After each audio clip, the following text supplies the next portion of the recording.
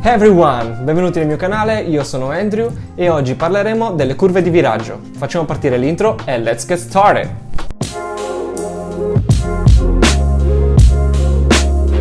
Se vi interessa tutto ciò che riguarda la fotografia abbinata ai social network come Instagram e come editare le vostre foto su Lightroom o qualsiasi altra applicazione magari gratuita, cliccate il tastino qua sotto iscriviti e cliccate poi anche un bel mi piace. Bene, le curve di viraggio sono uno strumento che troviamo su Adobe Lightroom, sia su Lightroom Classic che su Lightroom, mobile, e servono e si utilizzano per correggere l'esposizione, il contrasto e i colori di una foto. Volevo fare una premessa. Non mi soffermerò su troppi tecnicismi e in maniera molto dettagliata, ma vi spiegherò praticamente l'utilizzo vero e proprio dello strumento, quindi cercherò di farvi capire nella maniera più semplice possibile il vero utilizzo di questo strumento, in maniera tale che voi possiate modificare ed editare le vostre foto nella maniera più rapida possibile. Quindi adesso passiamo su Lightroom Classic sul computer e vi faccio vedere come utilizzo io le curve di viraggio. Allora, eccoci qui su Lightroom. Questa qui è una foto che ho fatto io sempre a Torino. Allora, questo qui, come potete vedere, è la curva di viraggio. All'interno della curva di viraggio si trova quello che è l'istogramma, quindi tutta questa sali e scendi di linee nel background sarebbe nient'altro che riportato l'istogramma, ovvero tutto questo qui. Leggere l'istogramma lo vedremo meglio in maniera specifica in un altro video. Qua vi do giusto le informazioni di base, quindi sulla sinistra trovate tutte quelle che sono le ombre, quindi tutta questa parte qui sono le ombre della vostra foto che trovate, appunto per esempio qua vediamo che i neri veri e propri ci sono forse in questa parte qui e poi sono tutte delle ombre. Poi nella metà dell'istogramma trovate i mezzitoni, quindi dai colori scuri ai colori chiari, e poi sulla parte di destra trovate le luci, quindi le alte luci. Nel mezzo ci sono tutti i mezzitoni, quindi se noi andiamo ad alzare le ombre, quindi come vedete si crea questa patina e si vanno a perdere quindi tutti i dettagli. Invece dall'altro lato, quindi andiamo ad abbassare, vedete come si contrasta tutto quanto e diventa molto più scuro.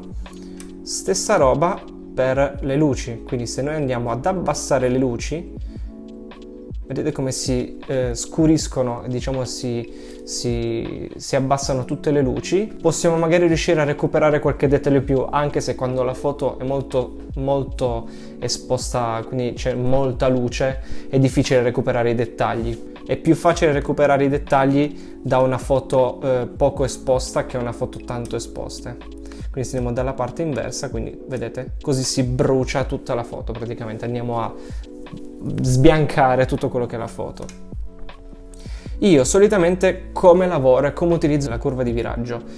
Io creo dei punti, questi punti qua nella griglia, in maniera tale da poter andare a lavorare sulle ombre. Quindi solitamente io vado a creare una sorta di S. Perché vado a creare una sorta di S? Perché abbassando leggermente, poi varia a seconda della foto ovviamente, abbassando un pochettino le ombre e alzando leggermente i colori più chiari, non proprio le luci ma i colori più chiari, si crea già una sorta di contrasto che è meno aggressivo dello strumento contrasto vero e proprio che ti fornisce Lightroom. Quindi in questa maniera qui si va già a creare una sorta di contrasto e si va a migliorare leggermente la foto. Poi volendo, quello che a me piace fare, ma non troppo e non sempre, non in tutte le foto, è andare a creare questa patina alzando leggermente i neri qua. Vedete che si crea questa patina che va molto di moda nelle foto di Instagram, quindi si utilizza moltissimo e a me non dispiace per niente. E poi quando ho dei colori molto chiari, quindi ci sono tanti bianchi sulla foto, vado ad abbassare un pochettino i bianchi in maniera tale da rendere la foto un pochettino più moody, quindi un pochettino con i colori un pochettino più bassi. E questa qui era la curva di viraggio spiegata per quanto riguarda l'esposizione e il contrasto. Volendo si può andare a lavorare sui colori singoli. Quindi qui si va a lavorare proprio sul canale del rosso. Quindi cosa vuol dire? Qui si va a lavorare sui colori veri e propri. Se noi andiamo ad alzare, aggiungiamo rosso alla foto, in questo caso io l'ho messa nella parte delle ombre, quindi andiamo ad aggiungere rosso nelle ombre, e se invece andiamo a fare il contrario, andiamo a togliere, in questo caso se togliamo il rosso si aggiunge il verde perché sono complementari, quindi più togliamo, più in questo caso risalta il verde, ma già nel nuovo istogramma fa vedere e aiuta molto i colori che si vanno a creare. Una volta nell'aggiornamento precedente non c'era questa visione dei colori. Stessa roba, cioè in base a dove si va a lavorare si può aggiungere o togliere il rosso o il verde. Stessa cosa per i verdi, quindi vedete qui come cambia il verde. Se noi andiamo a mettere verde si colorano tutte le ombre verde, oppure se andiamo a toglierlo si va più verso, in questo caso quasi in magenta. E stessa roba per le luci, se noi andiamo ad alzare tutte le luci diventano più verdi, invece al contrario si vanno a mettere un po' più sul viola magenta. Tutto questo è la stessa roba per il blu, che funziona allo stesso modo, quindi se andiamo ad alzare come vedete si colora di blu, oppure al contrario si colora di giallo.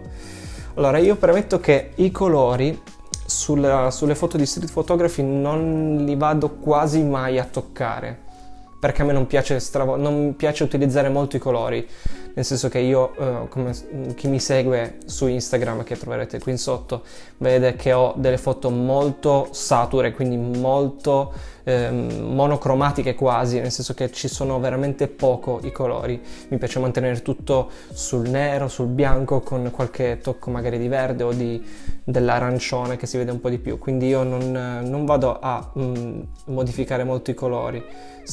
Eventualmente in questa foto si potrebbe fare una roba di questo tipo, andando a mettere leggermente un po' di rosso e andando a fare una robina del genere, e sul verde invece andiamo a creare una curva proprio molto molto semplice. Premetto che a me non piace questo lavoro qua, perché come vi ho detto io le luci, cioè i colori, preferisco non paccioccarli troppo, però si può fare già una roba del genere e si può vedere come senza e con faccia già la differenza, senza andare a toccare nient'altro che la curva di viraggio. Per esempio su questa foto qui che ho editato, che adesso vedrete, i colori, come vedete, non li ho minimamente toccati, nel rosso, nel verde, nel blu, soltanto la curva di viraggio normale per andare a creare un po' di contrasto, come vedete, per creare quella patina un po' sulle ombre. E anche in quest'altra foto, stesso. Vedi, questa qui è una curva già un po' più spinta, nel senso che ci sono già delle curve molto importanti, molto curvate, quindi senza... Ok, si era un attimo bloccato, senza era una roba molto... Come vedete come i colori sono molto più piatti, molto più anonima. Invece mettendo le curve di viraggio si crea molto più quel contrasto, e anche qui i colori non li ho minimamente toccati. Bene ragazzi, spero che questo video sia stato diciamo uno schiarimento di idee su quello che è la curva di viraggio. Spero di avervi fatto vedere come si utilizza nella maniera più pratica possibile e come soprattutto lo utilizzo io, quindi ci sarà sicuramente qualcuno che dice no, ma tu non hai spiegato bene questo e quest'altro. Io ho cercato di dare proprio un'infarinatura generale su come si utilizzano le curve nella maniera più semplice possibile, che possono capirlo tutti quanti. Questo video era diciamo principalmente indirizzato a chi non conosce Lightroom, chi non sa come utilizzare le curve di viraggio, e quindi questo video spero che possa esservi d'aiuto. Vi ricordo di iscrivervi al mio canale, di mettere un bel mi piace, tartassate quel tastino con le pollici su, tartassatelo. Mi farebbe piacere se scriveste qualche commento per sapere cosa ne pensate o se volete vedere qualche altro video. Grazie per aver visto il video fino a questo momento, ci vediamo al prossimo video e buona fotografia!